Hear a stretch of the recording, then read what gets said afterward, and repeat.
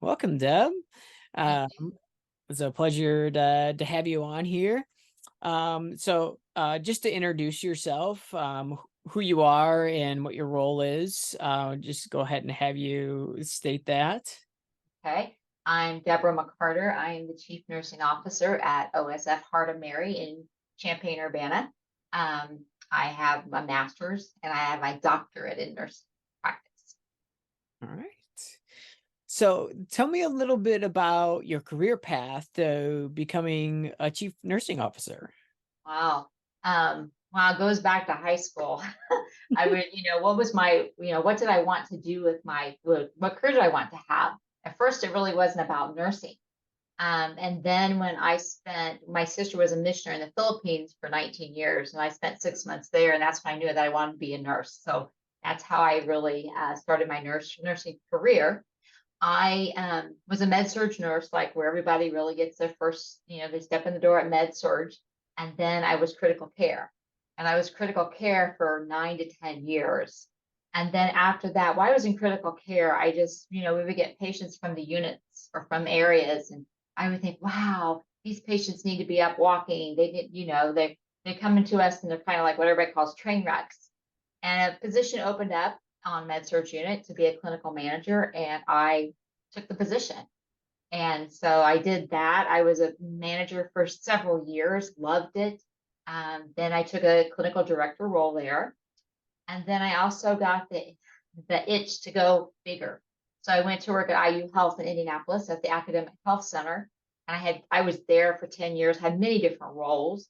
I was there as a clinical manager. I completed my master's while I was there. Had regulatory quality positions. And then I was an ACNO while I was there. So a lot of good experiences at a large academic center. It was also a teaching hospital. So university is 400 beds. So I learned a lot in that aspect. And while I was there at IU, I got my doctorate in health system leadership. And then I went to Cincinnati Children's for a while. Had a really good friend there. Went over there, learned a lot. Never thought I'd work in a pediatric hospital. And then I really had the itch now to be a CNO. And what I learned is I really wanted to work in a faith-based organization. And OSF came to mind. I was looking at positions, because my husband and I, we became empty nesters, he said, if you want to do a position where it's maybe not locally, because there wasn't anything locally, he was okay with me coming over here and working and us making that work. So he gave me a lot of opportunity there with that. And then I saw this opening, faith-based, and came here and no regrets. It's a wonderful opportunity. And OSF is a wonderful organization to work for. Before you were at IU and Children's, what was the hospital that you were at there? Very same size as Heart of Mary. Okay. Yeah. Okay. Licensed 225, Columbus Regional, Columbus, Indiana. It was the first magnet hospital in the state of Indiana. So I learned a lot through, that work. And it was also a hospital that flooded while I was there and was down for 5 months. So when they talk about disaster planning, you need to plan for a disaster, even though you're, in the middle of flatland, Indiana. We still had a large flood that closed us for 5 months. So when Joint Commission talks about the beds in the hallway and the egress, I am very much a top proponent of that Yeah, because it does make a difference when you have a disaster happen. I remember when it flooded on the eighth floor there at Heart of Mary, and then Yeah. when Sacred Heart had their big flood in the ED. So definitely know all about that.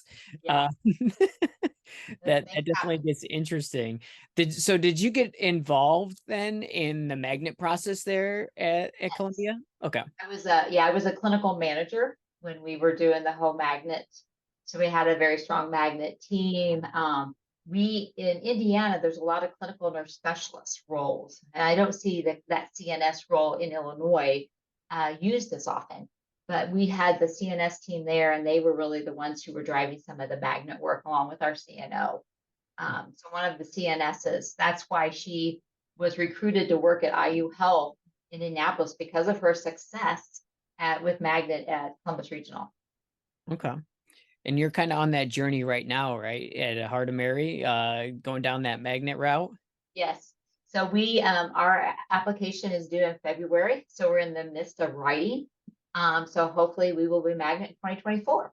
That's So amazing. That's amazing. it's very exciting, and it's a really a huge morale booster and a great tool for retention and recruitment, actually. Yeah. So in the role of CNO, like I know there's nothing, set day to day or anything like that. But could you talk a little bit about like your roles, responsibilities, so we understand like what it takes in order to be a CNO? Okay. So if you think about our day-to-day function, I mean, no day is ever the same. But basically, I'm really responsible for those daily operations to supporting our clinical directors and just ensuring the whole coordination of nursing services.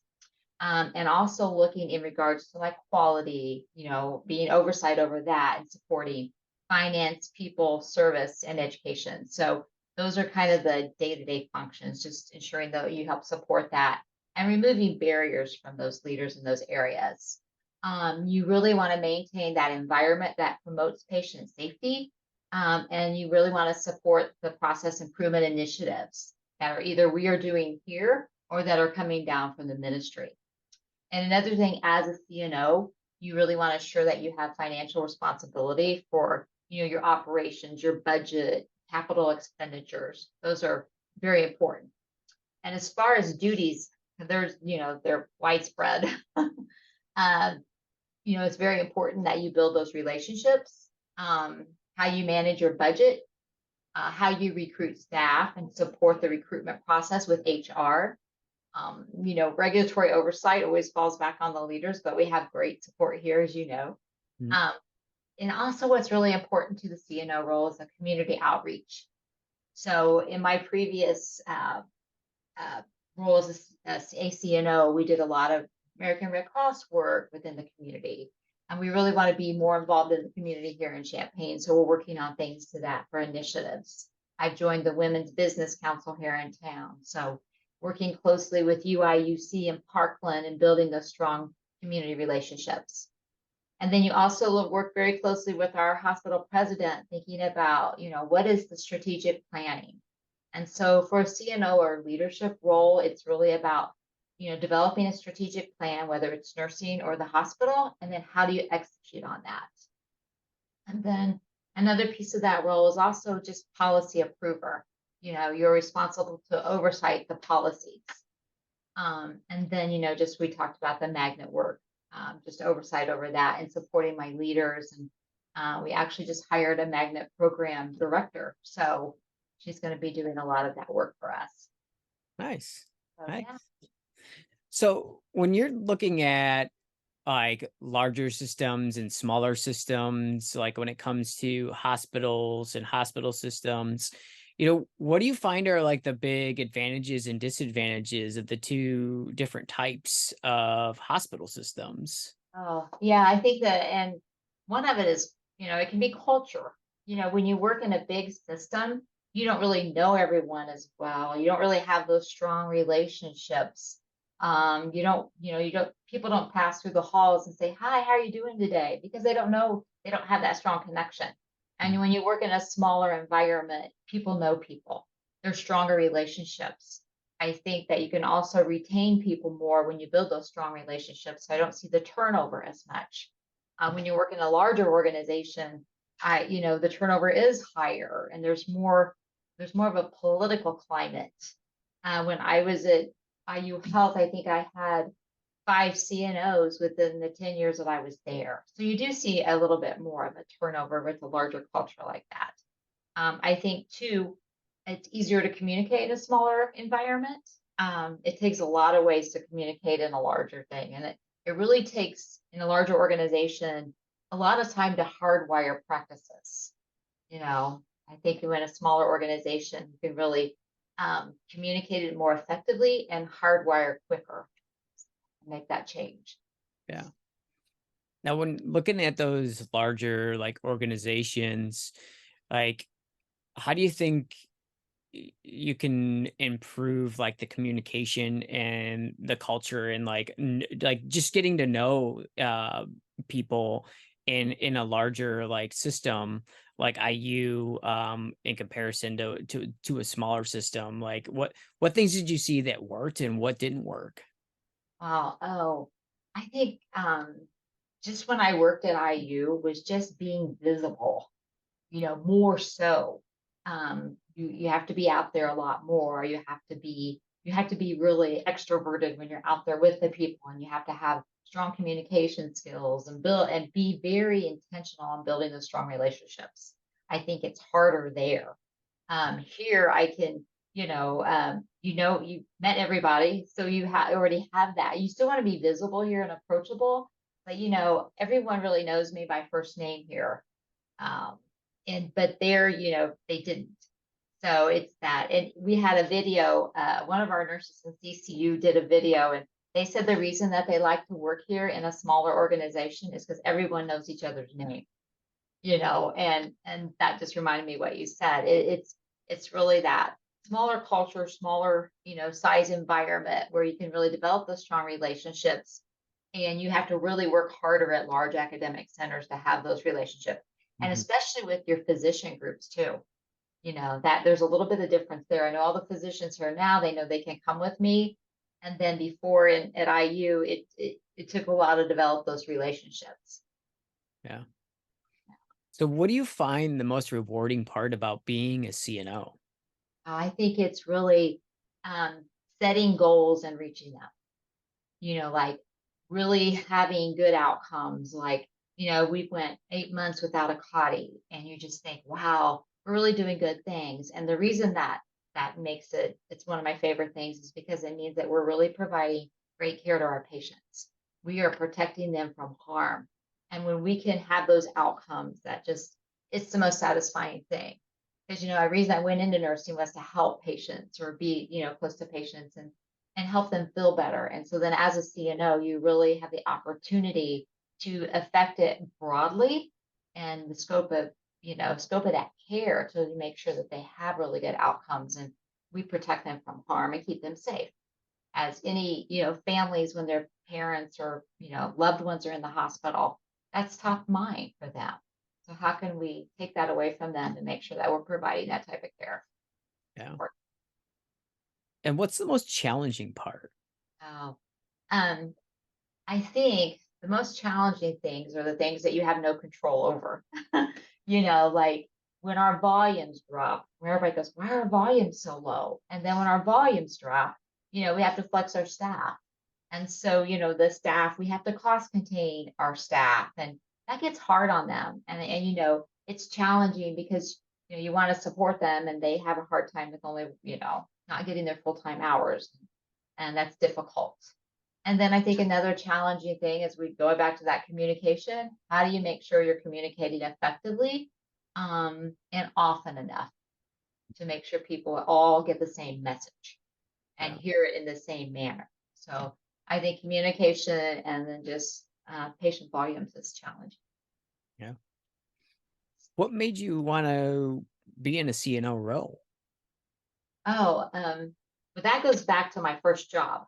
So I was a med surg nurse. I was hired on this med surg unit, and I had a manager that she was a critical care nurse from her background, and she went into management.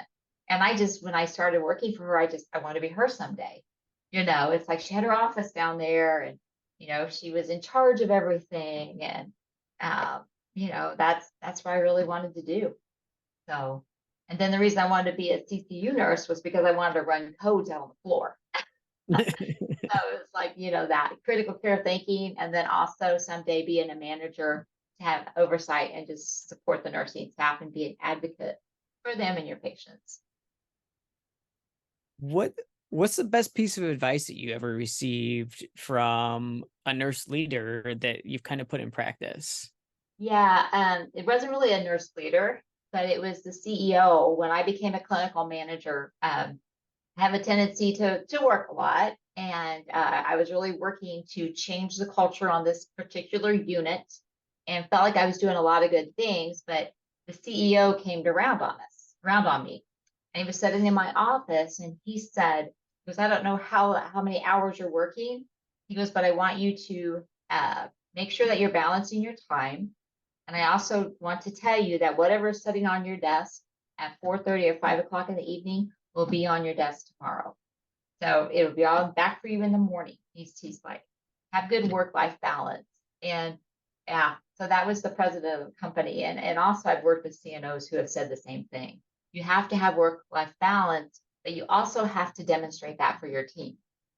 So I think that was probably some of the best advice. Got to avoid the burnout piece. And yeah, and that's something that I do with my team here. I talk about it a lot. As you may be aware, Brandon, it Yeah. wasn't really some top of mind for some of the leaders here. So I've really encouraged that work-life balance. And when you're on vacation, you're use your PTO and don't be looking at your emails. And we're doing a lot better here. Yeah. So, It's definitely hard to like just be like, oh yeah, I can step away and then and just yeah, leave everything, and especially when your phone is just like right there and all that yeah, is it is there with hard. your email and your text messages and your phone calls, and you're like, oh yeah, like I'm leaving, but I'm available if you really if you need to I talk about know. something or talk through something, and it's just kind of, and it's definitely a tough balance. It is a tough balance. And I will say, we had something that happened when I was out in San Diego about a year and a half, and the president texted me, said, okay, if I call you. And I said, certainly, because it was an unusual situation. So when there's something really drastic, unusual, then you can take those calls. But if things are going well, and I think it's Saturday, I think Sunday's coming around, I'm going to be back to work on Monday. I think, I can start looking at my emails today, but I'm going to wait till Monday and I'll work over a couple hours and get all caught up when I get back. Yeah, So that's kind of where I'm at, but I've been doing this a long time. yeah, So it kind of works well. So yeah. Well, it was a pleasure having you on here, Deb. It was great to have you. I'm really glad you did this, and I think it'll be really informational for students and nurses out there to learn a little bit more about being a CNO and what that takes, and what it is to be in that role. yeah. Well, thanks, Brandon. I appreciate the offer and the opportunity. Yeah, thank you.